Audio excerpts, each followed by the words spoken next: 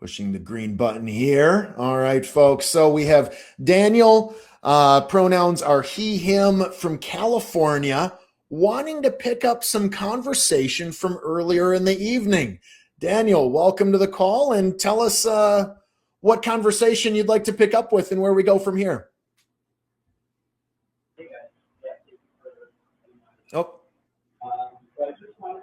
Hey, Daniel, sorry to stop you right there. You're coming through really quiet and muffled. It's almost difficult to really catch you at all. If there's any changes you can make on your side. It sounds like it connected to your headphones or something, like across the room. Yeah. And we're hearing from the person you talked with earlier that it was much clearer, and now all of a sudden it's not. So maybe something switched over on headphones or something. Really? Okay, that's better. Yeah. I'm still using that's better. headphones. Can you hear me? Okay, you're good now. Yeah. Go ahead. Okay. Hi. Thank you for much better. thank you for having me. I just wanted to further the discussion on some of the things you mentioned earlier, including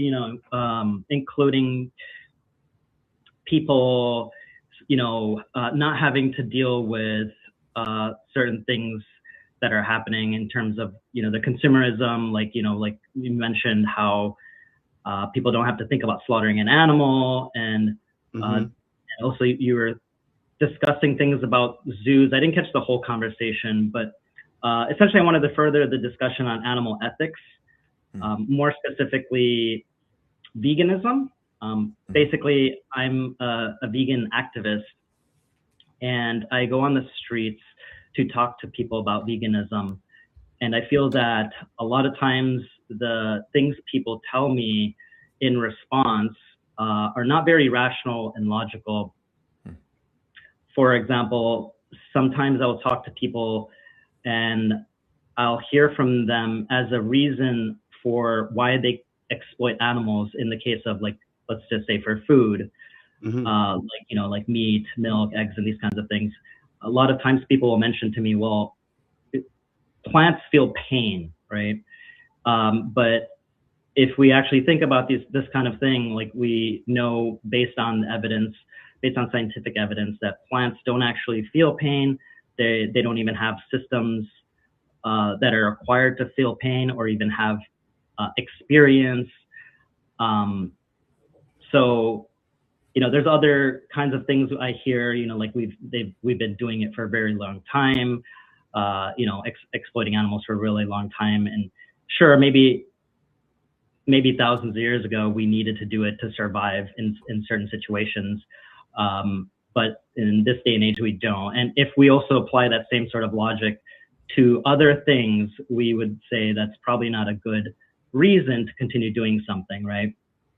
Like, like people have been killing people for a very long time. Rape and all kinds of other discriminations have been happening for a very long time. Doesn't indicate to us that it is a good thing to do or that we should continue doing those things. So I just want to kind of get your guys' thoughts on this subject in general, and maybe some of the things I just mentioned. Yeah, absolutely. No, and thanks for calling, Daniel. Certainly appreciate that. And I definitely, this is something that I have wrestled with over the years. For a number of years, or a number of years back, I suppose you'd say, I said, you know what, I think I need to become a vegan. I need to go in the route of veganism, and started trying to make some steps that way. I kind of joked to myself for a while, maybe this is the kind of joke that's actually not that funny. I don't know, but I kind of joked to myself saying, you know what, well, the first step to making a big life change and shift is just saying I need to do it, and just taking time to let that marinate in my mind before I get to the point where I can actually make that shift and make that change. And so I had that for a number of years. And then I'm like, okay, for a number of years, you've been saying, Drew, you've been saying that you eventually need to become vegan. And yet you haven't actually taken any real steps. And so I started trying to do that. And this was a couple of years back. And I started trying to make shifts and changes where I was eating, you know, vegan hamburgers and vegan meats and things like that. I already eat pretty much all veggies. So I do that. I try and avoid carbs, or at least the white carbs, as they say. But then I started running into other problems because and I already eat tons of nuts and things like that, right? So I get some protein that way. But so I'm running into other problems though, where all of these meat substitutes were filled with so much chemicals that was then causing other problems. So I guess where I don't necessarily have any magic answers here, but I have a couple thoughts. Okay, where I have landed now today, after going back and forth and exploring a few different elements along this journey, is that from a protein standpoint, from I guess, eating animals standpoint, looking at, okay, are humans built in a way where our nutrients, our health definitely is benefited by, we are, yes, maybe there are some workarounds in some ways, but that where we are built evolutionarily speaking to consume meats, and that then it becomes more a question of, am I doing it ethically in the sense that we are raising the animals in a respectful, as much as possible, enjoyable system, humane system, sure, right? That respects them, that is treating them well, that is giving them the greatest quality of life as possible. And then when it is time to then end their life, where it is done humanely, efficiently, quickly, with as little pain as possible. Of course, if we were any other species in the world, well, there isn't the rational thought process that leads them to stop killing other animals. That's just part of how it is. Now, of course, we though have brains and we have consciousness and we have the ability to say, oh, well, I kind of choose how we evolve, in the sense that I can decide how I want to live and I can break some of those evolutionary traits that we've been given. That is true. And I guess where I'm at now is kind of like something we were talking about earlier, is it's less that there is the one all be all correct answer in everything, but more how can we come at it from various viewpoints and make sure that whatever we're choosing on some of these things, we're doing so intentionally and trying to minimize as much harm as possible. So I am guessing that that is not an answer that will satisfy you, but that is where I'm at currently. And maybe one day I'll shift again, but that's where I'm at currently. Mikey, do you want to jump in on anything? And then, of course, we want to toss it back to you as well, Daniel. But we do also have to realize that we do need to wrap up the call here pretty soon, as we are already over time. But Mikey, what are your thoughts there? Make them stop being so. No, I'm not going to say that normal bullshit trope. I appreciate the conversation, and it's just like the AI thing. Like, people, I can do so much good and it helps me with my business and I have all of these positives that are coming out. But then on the other end of the equal sign, there's just, toxic fumes going out into someone else's neighborhood. So it's like, at what point can the bad not, or can the good be justified when so much bad is coming from it? I would love, and I say this to people all the time, I know for a fact my grandkids probably won't eat meat. You know what I mean? We'll probably, in 100 years from now, we will have probably moved on to something else that is not our current layout.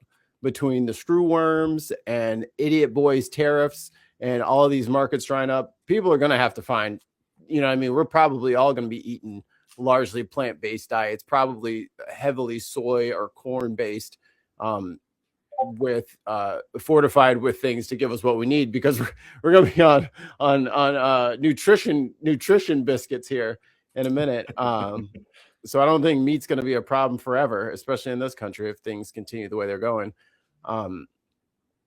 But as far as the ethics of it, like I get why people are upset about it, but that is from a very specific Western kind of mindset that everybody doesn't have the luxury of living.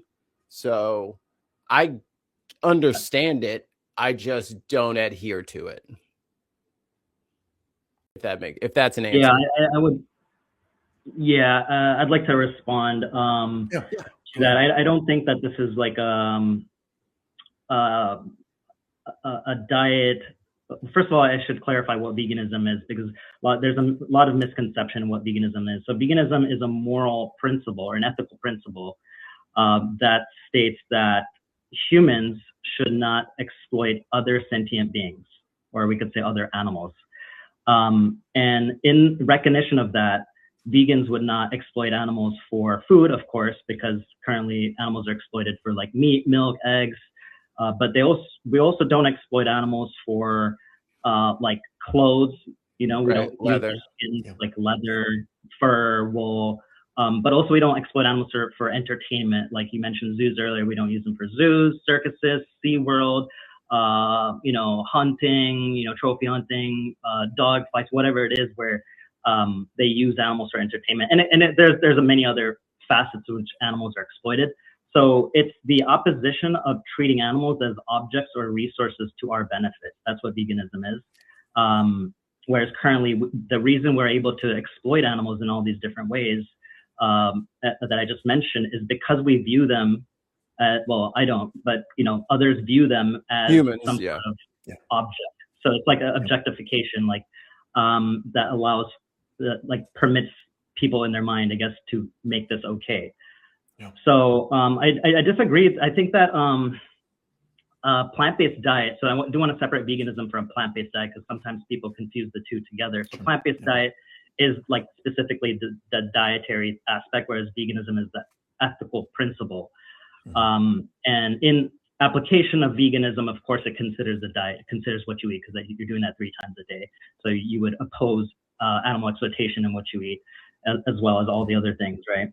And I think that like, you know, rice and beans, lentils, these kinds of things are available to everybody, and it's literally the cheapest food on the planet.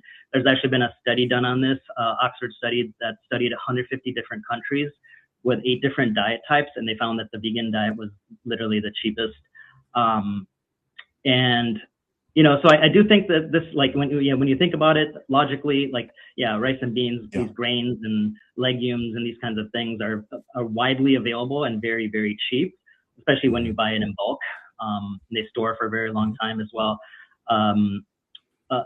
The other thing I do wanted to respond to is you mentioned something about how we're evolved to consume meat. And I highly disagree with this as well, because it is recognized by the world's largest organization of nutrition experts. It's called the Academy of Nutrition and Dietetics.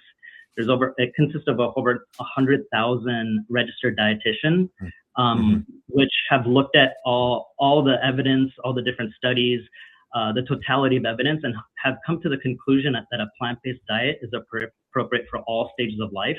And actually go further to state that it can actually reduce your risk for some of the most common diseases in society, like heart disease, type 2 diabetes, cancer, obesity.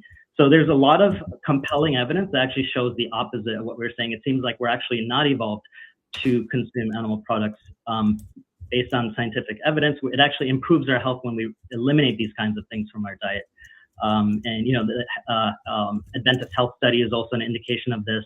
Adventist Health Study 1 and 2. So there's like hundreds of studies that are showing the immense benefits of excluding animal products from your diet. So I don't think that evolution is a good stance, or a good, I would say it's not a good reason. And even if we were evolved to do this, I would say that's also not a good reason. Like if we were evolved to be able to do, you know, like we're evolved to, let's just say, take advantage of women or something like that, I still say it. No, absolutely. Well, and Daniel, I definitely, there's a distinction between we've evolved to have the ability to do something, and we've evolved to where our own nutrition or our own nutritional health rather requires something. Those are two different things. But nonetheless, I mean, I take all of your points seriously.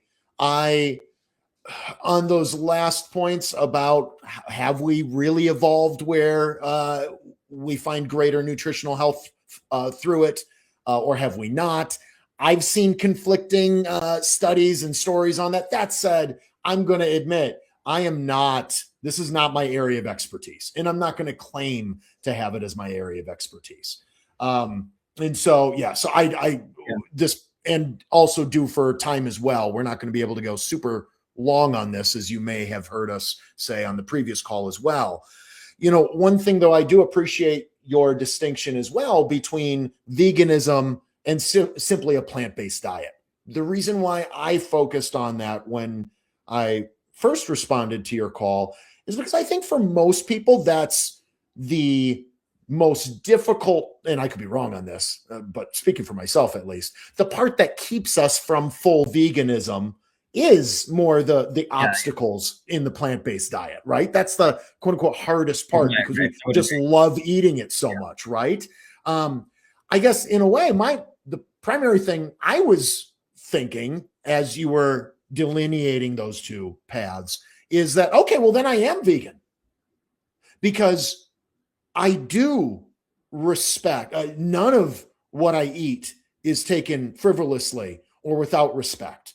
I see myself much more so as some of these other cultures that are known for historically and traditionally taking time to thank the animal that died so that for their own sustenance so that they could live.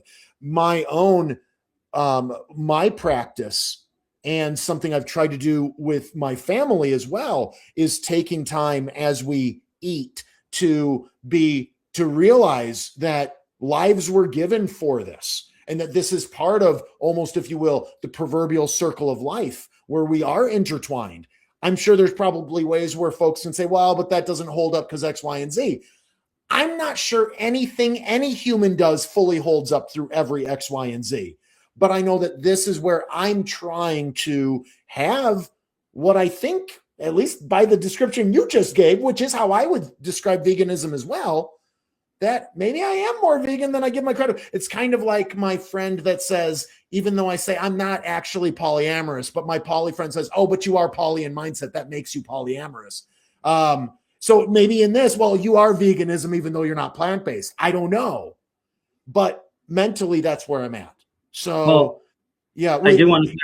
Why don't you give us, Mikey? Would it? Yeah. Hold on one second. Just sort of a time taking thing. And then last question for me for the follow up round is, what about the conservation that a lot of zoos do, where they preserve some of the species? Where like the Congo is war ravaged. You know what I mean? They're doing what they got to do to survive. They do not give a shit about saving that forest because there's some fucked up deer living over it. Like they don't care.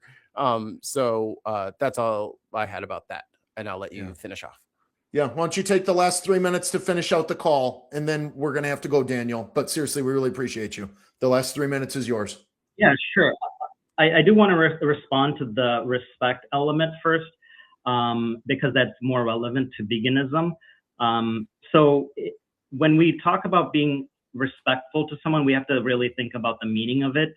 I know there's a couple different meanings. We could be respectful to someone like by showing admiration to, right? Like I respect my teacher. It generally means like you have like some sort of admiration or you look up to this.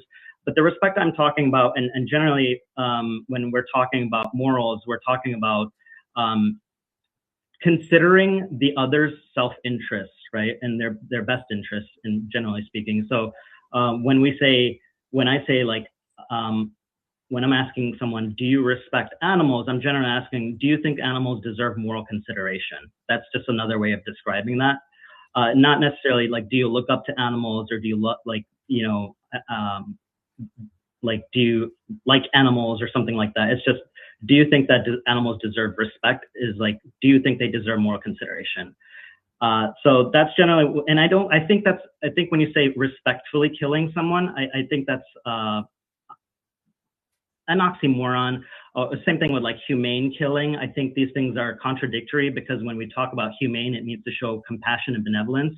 And I don't think if you're taking somebody's life against their will when they don't want to die, I don't think that's a compassionate or benevolent thing. I don't think that's a respectful thing either, to do that to someone that doesn't want to die. And yeah, I do, I know you might jump on that terminology of someone, and I do think there are some ones rather than some things, because something reduces them to objects again, whereas some ones implies they're individuals with their own personalities and self-interest and subjective experiences.